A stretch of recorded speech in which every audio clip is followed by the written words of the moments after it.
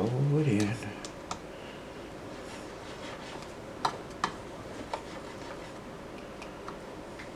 I hope that's showing up on video for y'all. Not quite sure if it is or not.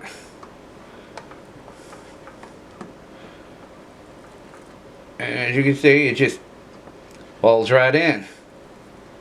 And this wire mesh ties in with the plastic and makes a good mechanical bond between the two, which allows it to have more strength than just regular plastic, and hopefully we won't have any problems out of it in the future.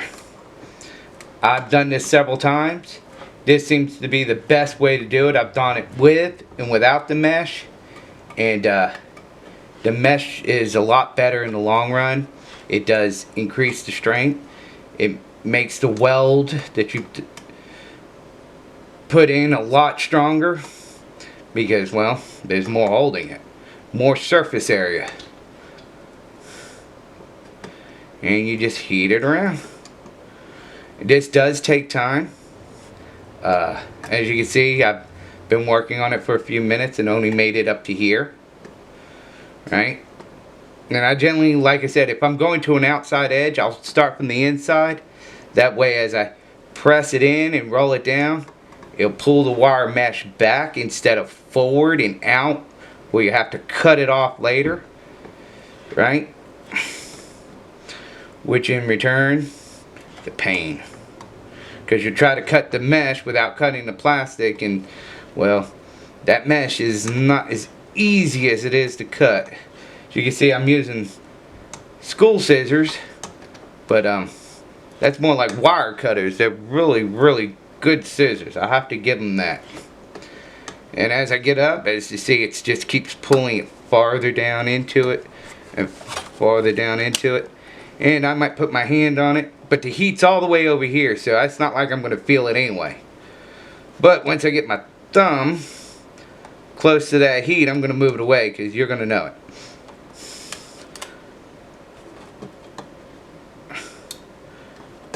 And let's just hit the top, and we'll do like a stress test. I'll beat on it with something a little bit more extreme than just the end of the soldering iron to see how much force it'll take to break it. And I'm not going to weld the whole thing together. Yeah, this is another thing I figured out. If you just roll the soldering iron on the end, it'll push down a big chunk of it at one shot for you. Save you a lot of work.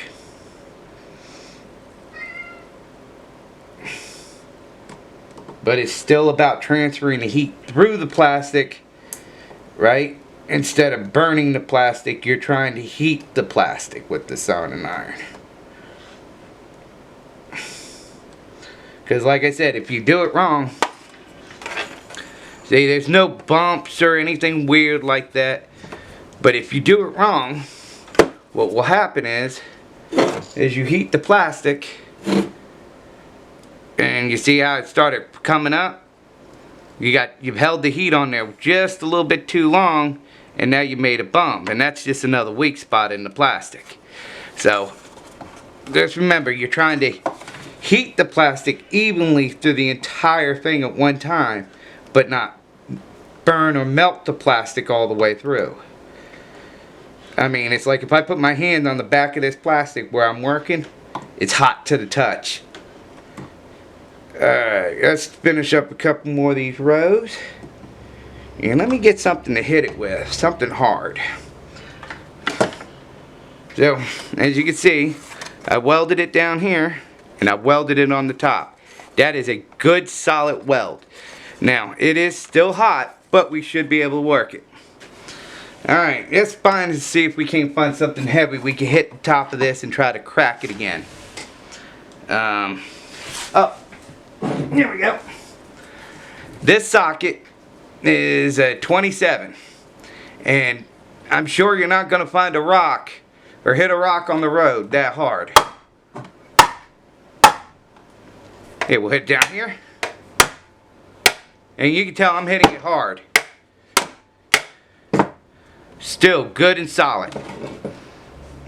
No breaks, no shimmies. Didn't split apart again, right? I mean, that's the way to do it. At least in my personal opinion. That's up to everybody else. How they do it is how they do it. But this is how I've been doing it, and it seemed to work pretty good. And if you work it from the back, you don't have to repaint it. You just have to push it together, then weld it. I think that's it. Or no, I got to do the tab for y'all next. And the tab is basically the same setup, right? But the difference is that you're going to fill this gap between here and here to make it like this. So what I generally do is, man, I hit that thing so hard I lost my pink scissors. There we go. I'll take this tab and I'll run it just a little bit both ways, like so, right? And I gotta cut it here and here. Alright, so I cut the wire where it shows where it needs to be cut from the original tab, and I'll just trim it on both sides where my cuts ended. And I'll just take the wire, or the mesh, whatever you want to call it, and I'll fold it over. Right? To fold it over. You see what I've done there? Now it's really rough on the top. This isn't, you know, this is meant to be hid away and, you know, not for everybody else to see. So it's going to be a little rough on the top, but it'll make a nice tab for your body panel to stick to. And it's the same concept. You're going to hit it on the back. It's really hard to do one-handed, guys. I am sorry. And I apologize if the video is not perfect. I hit the corner, right? And remember, I'm heating the plastic evenly, not melting the plastic down. And let me make sure it's on the video. Yeah. And again, once I get that corner locked into place, I'm going to make sure it's nice and straight. And I'm going to heat where it's going to come to the edge of this. And I'm just going to keep heating it until it starts heating the plastic and working it down. And this is where it really helps to have two hands, because you got to kind of hold that down a little bit for that plastic to dry or to cool enough to hold it, right? If you don't, it just pops right out because the stuff is kind of springy. Then I move it to the other side, right? And I start from the end, right here, right where I connected it. And I melt it down. And remember, heat the plastic evenly. We're trying to heat it, not melt it. Okay?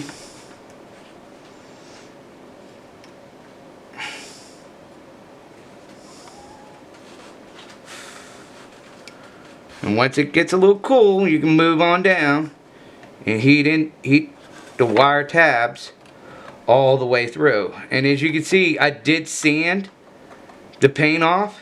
It makes it easier, makes a better bond. But well, this was meant for learning purposes and for this form. So use it as you see fit.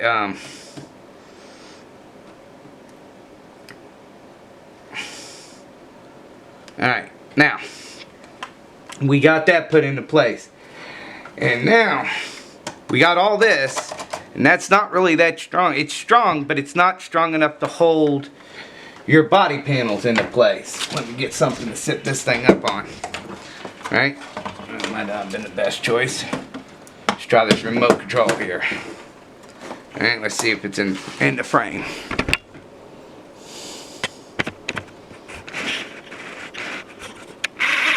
Yeah, as you can see, that wire is strong, but it's not really that strong to hold the body panel.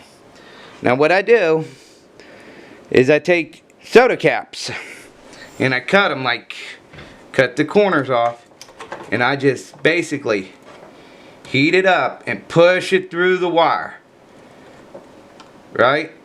And that will start filling the gaps of that wire, right? I've also used it for replacing screw tabs on it when I break them, because God knows I broke enough of them learning how to do all this stuff.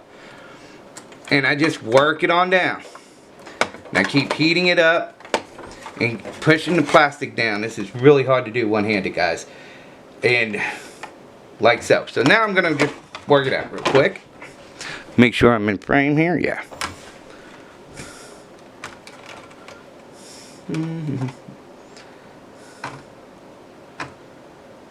As you can see, I just kind of heat it up and spread it, push down with the soldering iron, push on the back side, and just kind of spread it through the entire piece of plastic. And when I get to the edge where it actually is the plastic for the bike, I'll kind of meld the two together, right? But this is PBH, and the other one's a different kind of plastic, ABS. I don't know how well they meld together, but I haven't had any problems with it yet. Key word there, yet. And I just roll it on through, pushing it through as best as I can. It comes through.